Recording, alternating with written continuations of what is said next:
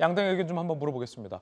김재현 최고위원님, 네. 개표가 좀 늦어지고 있는 것 같기도 하고 잠정적으로 집계된 최종 투표율이 77.1로 지금 지난 대선보다는 높을 것으로 다들 예상했는데 예상외로 지금 낮아요.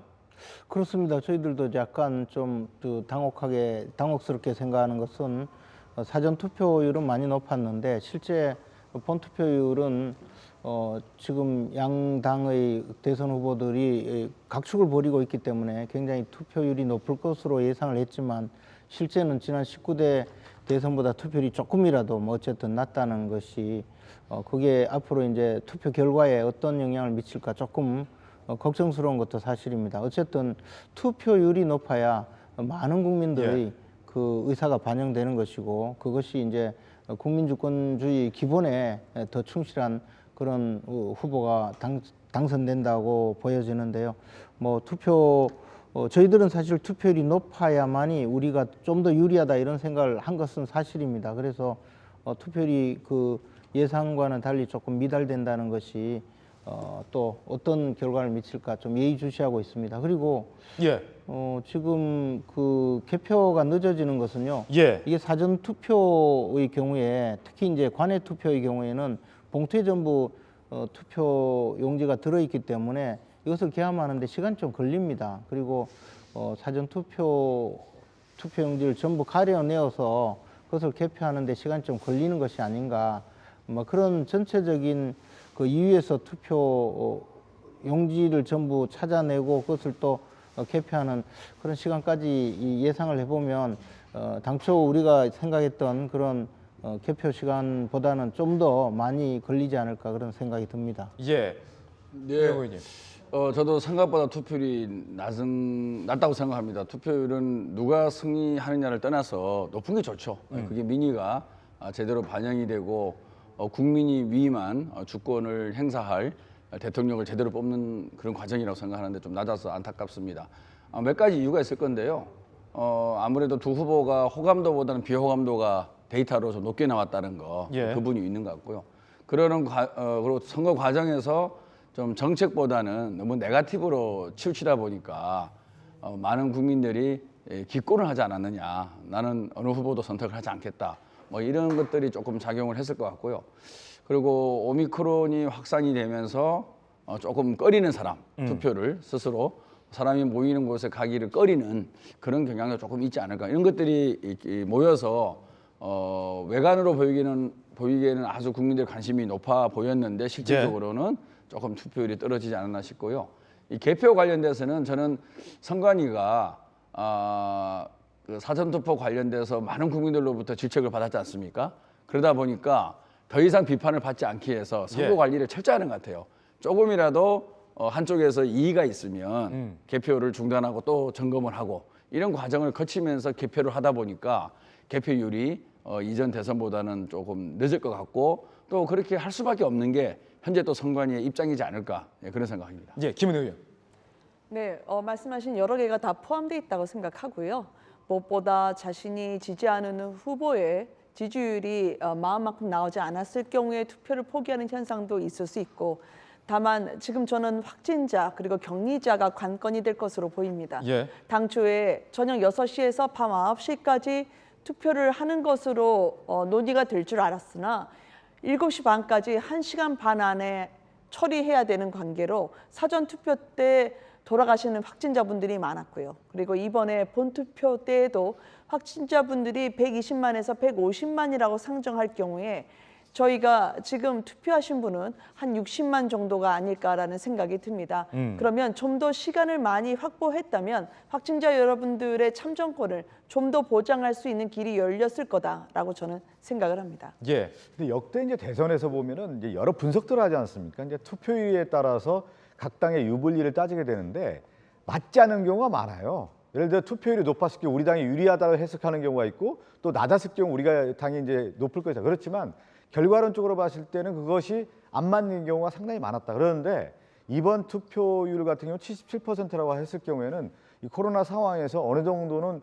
많은 분들이 투표했다. 이렇게 해석도 가능한 겁니다. 그리고 지금 77.1%라고 했는데 각 진영별로 여야가 최종 투표율을 높이기 위해서 최선을 다했거든요. 예. 그 반영이 77.1%다. 이렇게 받아들여야 되는 것입니다.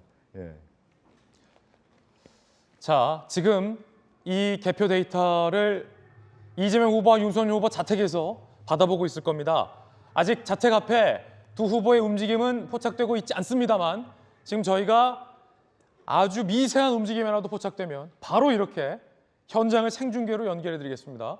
아직은 미세한 움직임도 포착되지 않고 있고 다만 취재진과 양 후보의 지지자들이 각각의 자택 앞에서 지금 뭔가 반응과 후보자들의 워딩, 반응, 발언들을 지금 기다리고 있는 그런 상황으로 파악이 됩니다. 이 개표가 점점 진행될수록 지금 뭐 지역에 따라서는 2.2%, 뭐 3% 좀 안 되게 진행되는 것도 있고 굉장히 개표가 지연되는 지역도 있고 아예 개표 데이터가 지금 들어오지 않고 있는 지역도 있는데 시간이 지날수록 개표율이 올라갈수록 점점 윤곽이 드러날 것으로 보입니다. 그러면 아마 이제 당선자가 누가 될 것인지에 대해서 각 후보의 지지자들이 더욱더 이 고무된 반응들도 자택 앞에서 포착이 될 걸로 보입니다. 지금 양 후보의 자택 앞에 화면 보고 있는데 자 일단 김은혜 의원님, 네. 윤석열 후보는 지금 자택에서 뭐 하고 있습니까? 투표 상황, 개표 상황을 지켜보고 있겠죠. 무엇보다 두 후보가 오늘 당초에는 예정됐던 시각은 한 자정 정도면 윤곽이 드러나지 않을까 해서 기자분들도 취재를 하면서 대기하고 있었었는데요. 상당 부분 격전이 예고됨에 따라 제가 보기에도 자정을 훨씬 넘긴 시각에나 저희가 차기 대통령, 20대 대통령을 확인할 수 있을 것으로 보여서요. 두 후보 모두 마찬가지일 것 같습니다. 근데 역대 이제 그 대통령 선거 치렀던 분들 얘기 들어보면 그런 얘기를 하더라고요. 선거 날 예. 밤 늦게까지 선거 운동하지 않습니까? 그럼 이제 새벽에 들어가는데 새벽에 잠을 잘 못 잔다는 거예요. 여러 생각이 들고 또 이제 자료도 다시 보게 되고 그러다가 밤을 오히려 이제 한 몇 시간 못 자고 이제 꼬박 새는데 그 다음 날 다시 이제 캠프에 있는 분들도 연락 오고 다시 서로 얘기하다 보면 낮에 좀 잠이라도 자야 되는데 실제 또 잠을 못 잔다는 거예요. 그러면 이제 저녁에 사실 이렇게 개표가 되면 더 이제 각성이 되는 겁니다, 사실은. 근데 좀 쉬어야 되는데 저는 가장 중요한 게 지금 좀 쉬어라. 쉬어라.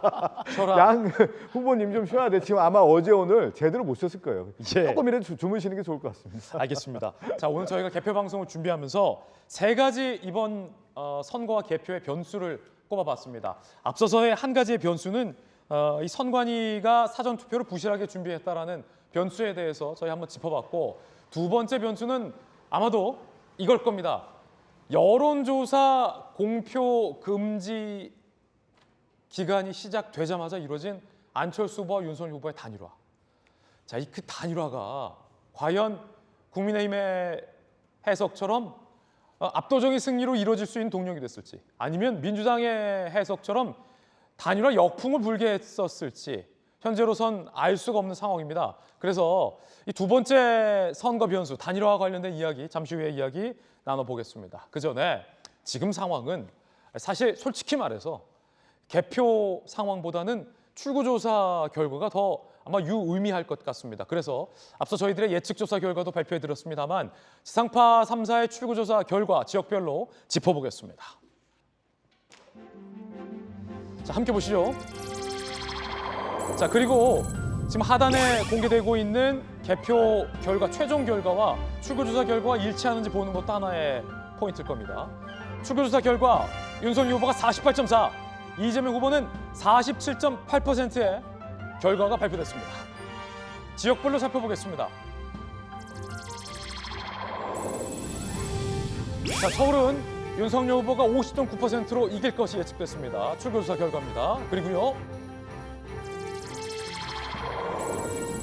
자, 부산으로 가보겠습니다. 출구조사 결과 부산에서 윤석열 후보가 57.8% 득표할 것으로 발표됐습니다.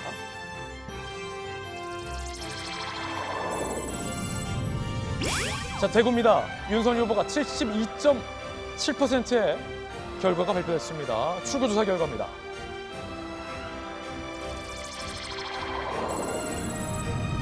자, 그리고 인천에서는 이재명 후보가 49.6%의 표를 얻을 것으로 출구조사 결과는 발표됐습니다. 자, 이어서 살펴보시죠. 이번엔 광주입니다. 광주에선 이재명 후보가 83.3%, 윤석열 후보가 13.7%의 결과가 나왔습니다. 이번엔 대전으로 가보겠습니다. 윤석열 후보가 대전에서 48.2, 이재명 후보가 47.3%의 접점 양상일 것으로 출구조사 결과 발표됐습니다. 자, 이어서 울산입니다.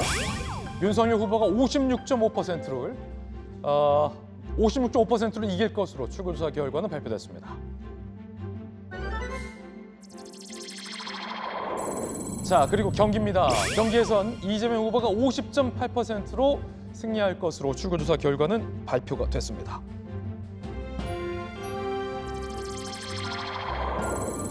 자, 그리고 강원 지역에서는 윤석열 후보가 54.3%로 이길 것으로 출구조사 결과 발표가 됐습니다. 자, 이번엔 충북입니다.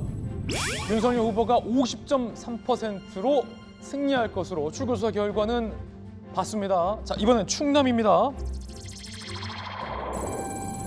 자, 충남과 세종에서는 박빙인 가운데 윤석열 후보가 48.2% 깻잎 반장 차이로 이길 것으로 출구조사 결과는 발표됐습니다. 자, 그리고 전북에서는 이재명 후보가 82.6%, 이번엔 전남입니다.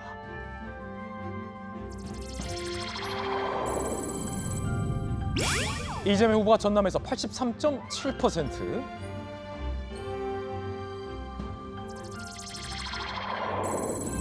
자, 경북입니다. 경북은 윤석열 후보가 72.1%, 이재명 후보가 24.6%, 출구조사 결과입니다.